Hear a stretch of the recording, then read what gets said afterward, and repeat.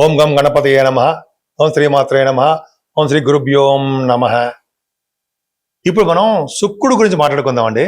కర్కాటక రాశిలో ఉన్నటువంటి శుక్రుడు ఏ విధమైన ఫలితాలు 12 రాశుల వారికి ఇవ్వబోతున్నాడో తెలుసుకుందాం. ఈ కర్కాటక రాశిలోకి 8 జూన్ నుండి మారుతున్నాడు. ఒక శుక్రుడు జూన్లో మారినటువంటి తీర్థయాత్రలు ఇస్తాడు, స్నానాలు చేస్తాడు అంటే చెప్పుకుందాం. సహజంగా ఏంటంటే శుక్రుడు యొక్క కర్కాటక రాశిలో ఉన్నాడంటే వాళ్ళు గంగా స్నానాల్లో, గోదావరి స్నానాల్లో, యమునాది పుష్కర స్నానాల్లో, అదే మాన కృష్ణ అదేంటి అమ్మవారు సరస్వతి అమ్మవారు స్నానాలకి ఫలితాలు బాగా ఎక్కువ ఉంటాయి. సరే చెప్పుకుందాం. సరే 12 రాశుల వారికి ఇచ్చే ఫలితాలు ఎలా ఉన్నాయో ఇప్పుడు మనం తెలుసుకోబోతున్నాము. కుంభరాశి వారికి చతుర్థాధిపతి శుక్రుడు 6వ భావంలో ఉన్నాడు. మంచిదంటారా? అంటే జనరల్గా కుంభరాశి వారికి చాలా మంచివాడు. ఆయన 4th హౌస్ లార్డ్, ఆయన 9th హౌస్ లార్డ్, భాగ్యాధిపతి అయ్యాడు. 6వ భావంలో ఉన్నాడు. అంటే జనరల్గా శుక్రుడు 6వ భావంలో మంచివాడు కాదు. చెడు అలవాటు, చెడు స్వభావము, చెడు దృష్టి ఇవన్నీ చెప్తుంటాం. అవునా? సహజంగా చెప్పే అంశమే ఇవి 6వ భావంలో ఉండడం వల్ల. కానీ ఆయన గురుడితో, దేవగురుడు బృహస్పతితో కలిసి ఉన్నాడు కాబట్టి 6వ భావంలో ఉన్నాడు కాబట్టి ఆయన మీకు చెడు చేయడం తక్కువ, మంచి చేయడానికి అవకాశాలు ఉంటాయి.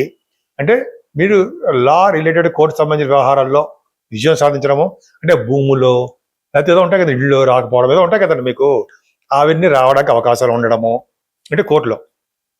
అలాగే మీకు ఎటువంటి ఎనిమీస్ ఉన్నా వాళ్ళు మీకు ఫేవరబుల్గా ఉండడము, శత్రువుల వలన భయం లేకుండా ఉండడము, మేనమామూలకి ఇంకా బ్రహ్మాండంగా మీకు మిమ్మల్ని అంటిపెట్టి ఉండడము, అలాగే అనేక రకాలుగా మీకు గురుడు 6వ భావంలో ఉండి యోగాన్ని కలిగిస్తున్నాడు. సక్సెస్ రేట్ని ఎక్కువ ఇస్తాడు.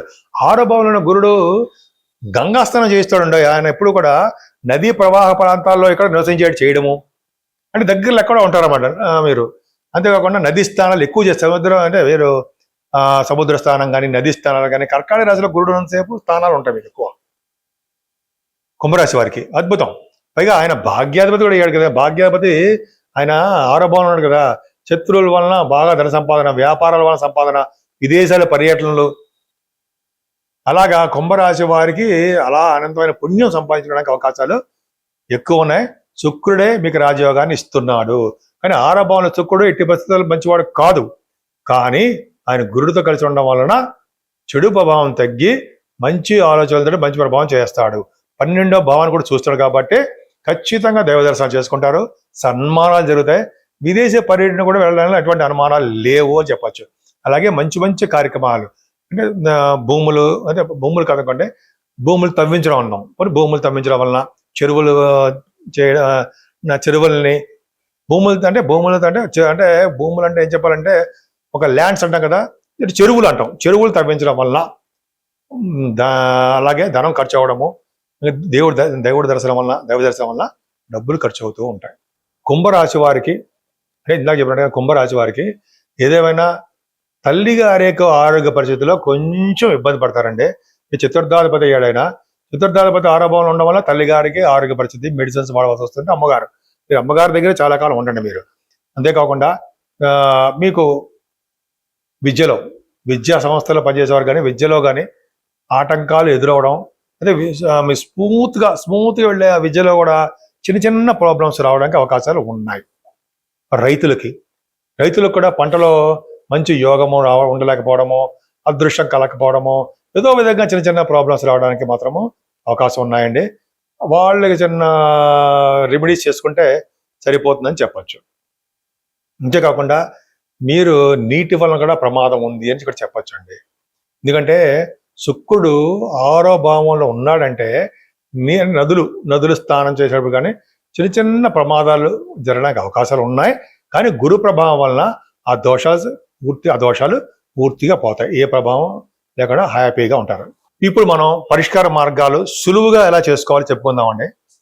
12 రాశుల వారికి పరిష్కార మార్గాలు ఏమిటి అంటే, మేషరాశి నుండి మీనరాశి వారి వరకు కూడా ఏ పూజలు చేస్తే భగవంతుడికి దగ్గర అవుతాం, మన యొక్క ప్రాబ్లమ్స్ తీరుతాయి, మన కష్టాల నుంచి ఎలా బయటపడతాం, మన కోరికలు ఎలా తీరుతాయో ఇప్పుడు తెలుసుకుందామండి.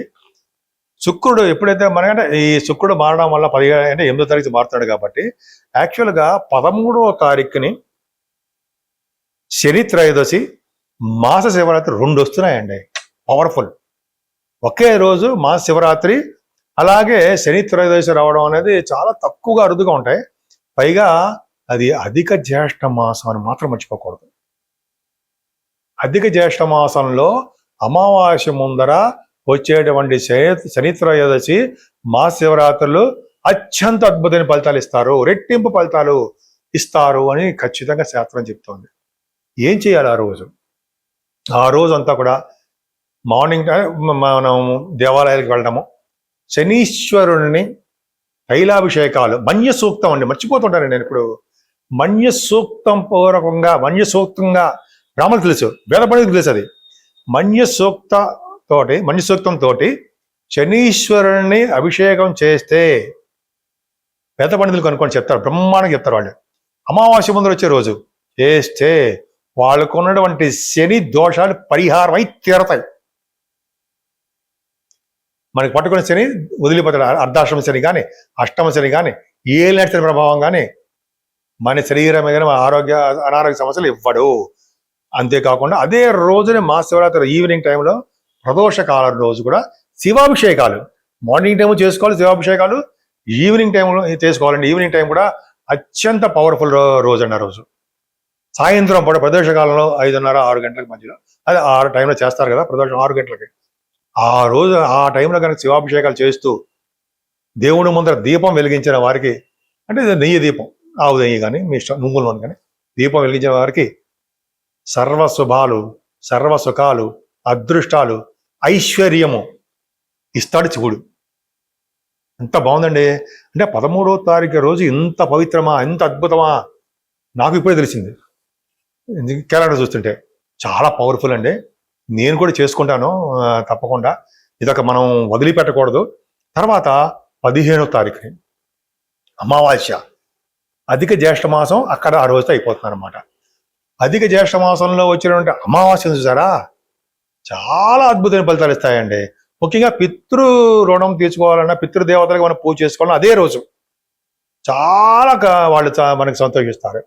ఎవరైతే ఆ రోజుని పితృదేవతలు పూజిస్తారో వాళ్ళ కుటుంబం వృద్ధి అవుతూ ఉంటుంది అని చెప్తూ ఉంటాం. ఆ పితృదేవతలు మనం దీవిస్తారు. దేవుడి కంటే ముందర చేయవలసిన పనులు పితృదేవతను తృప్తి పరచడమే ఈ శాస్త్రం చెప్తుంది. కాబట్టి మనకి ఎటువంటి అవకాశాలు ఉన్నా పితృదేవతలు మనం సంతృప్తి పరుద్దాము. అంటే నువ్వులతోటి నీళ్లతోటి మన తర్పణాలు ఇవ్వడం చేస్తాం. మీకు తెలియదే ఉందండి, తర్పణాలు చేయడం మంచిదే. అదే రోజునే అమావాస్య రోజునే చాలా టెంపుల్స్లో హోమాలు చేస్తారు, అమ్మవారి గుళ్ళలో. ఉదాహరణకి నాకు తెలిసింది అంటే పడమట విజయవాడలో గణపతి సత్యనారాయణ స్వామీజీ గురువు గారు ఆలయాల్లో చేస్తుంటారండి. నేను చాలాసార్లు చేయించుకున్నాను. అక్కడ అంటే అక్కడంటే ఎక్కడైనా సరే అక్కడ చేయించుకుంటే ఆ రోజు చేయించుకున్నటువంటి ఈ పూజలు ఉన్నాయి సార్, హోమాలు, చండీ హోమాలు ఎంత ఫలితాలు ఇస్తాయంటే అధిక జ్యేష్ఠ మాసంలో చేయించుకున్నటువంటి ఈ పూజల యొక్క ఫలం ఉంది సారా. పూజలు అంటే మీన్ ఈ చండీ హోమాల యొక్క ఫలితం అనర్గళంగా అనంతంగా ఉంటుంది అని మా గురువుగారు చెప్తూ ఉంటారు. ఎంత పవర్ ఉందో చూసారా. మనం చేయించుకుందామండి, ఎక్కడున్నా సరే, ఎలా ఉన్నా సరే మనం అక్కడికి వెళ్ళి చేయించుకోలేకపోయినా డబ్బులు కట్టి చేయించుకుందాం, అమ్మవారి యొక్క ఆశీస్సులు తీసుకుందాం, అంతే. అవునా? సరే, అమ్మవారి యొక్క కనకదుర్గ అమ్మవారి దర్శనాలు చేసుకోవచ్చు. అంతేకాకుండా అమ్మవారికి అభిషేకాలు కూడా చేయించుకోవడం చాలా చాలా మంచిది. అంతేకాకుండా చాలా టెంపుల్స్లో కూడా ఈ హనుమంతుడికి, ఆంజనేయ స్వామి వారికి అభిషేకాలు, ఆ రోజు పూజలు, అలాగే ఆంజనేయ స్వామి వారిని సింధూరంతో పూజించడాలు, అలాగే ఆ స్వామివారికి తులసి దళాలు అంటారు సరే ఆ చేయడాలు, అంతేకాకుండా 11 ప్రదక్షిణాలు చేసుకోవడం చాలా పవర్ అండి. అసలు అన్నిటికంటే ముఖ్యం ఏంటంటే హోమం. ఇక్కడ కేకే డబ్స్ దగ్గర చేస్తుంటారు అనుకోండి హైదరాబాద్లో. సరే ఎక్కడున్నా సరే ఆంజనేయ స్వామి వారికి హోమం చేయించుకున్న వాళ్ళకి శనివుల్లో వచ్చే దోషాలు పరిహారం అయిపోతాయని చెప్పి సాక్షాత్ శనీశ్వరుడు చెప్పాడు కదండి మనకి. మనకంటే మనకు కాదని, నాకు కాదనుకోండి, మనం వింటూ ఉంటాం కదా. ఆ విధంగా శనీశ్వరుణ్ణి పూజించవలసిందే, ఆంజనేయ స్వామి వారిని పూజించవలసిందే. సరే, ఇదంతా అయిపోయింది. మరి తర్వాత ఒక అద్భుతం అండి, దశపాపహార దశమి అని వస్తుంది. ఇప్పుడు 24వ తారీఖుని 24th వస్తుంది అది. సో ఆ టైంలో దశపాపహారం అంటే పాపం అంటే 10 రకాలైనటువంటి పాపాలు హారము అంటే హరించబడ్డాం. అంటే మనస వాచ అంటాం సరా, అంటే మనసుతోటి చేసే పాపాలు, తర్వాత మనం మాటతోటి చేసే పాపాలు, కళ్ళతో చేసే పాపాలు ఉంటాయి కదండి. మనకి తెలియ పాపాలు చాలా ఉంటాయి. మన గురువు గారు కూడా చెప్తుంటారు 10 రకాలైన పాపాలు హరించే రోజే ఆ రోజు దశమి. ఆ రోజు కానీ ఎవరైతే విష్ణువుని పూజిస్తారో, అలాగే శివాభిషేకాలు చేసుకుంటారో వాళ్ళకి సర్వ పాపాలు హరిస్తాయి. అంతేకాకుండా దానాలు చేసుకుంటారో, దానం అంటే మీకు తెలియదు ఏముందండి, అనేక రకాల మంచి మంచి దానాలు చేసుకుంటారో వాళ్ళ పాపాలన్నీ హరించి తీరతాయి. అది గొప్ప అదృష్టం అండి. ఆ రోజు సాయంత్రం పూట ఉపవాసం ఉండి, అంటే ఫాస్టింగ్ ఉండి, నెక్స్ట్ డే రోజు ఏకాదశి పూట ఉపవాసం ఉన్నవారంటే దశమం పూట ఈ పూజలు చేసుకుని ఏకాదశి పూట ఉపవాసం ఉన్నవారికి యమకింకర్లు మన దగ్గరికి రారు అని శాస్త్రం చెప్తాను. మన గురువు గారులే చెప్తున్నారు.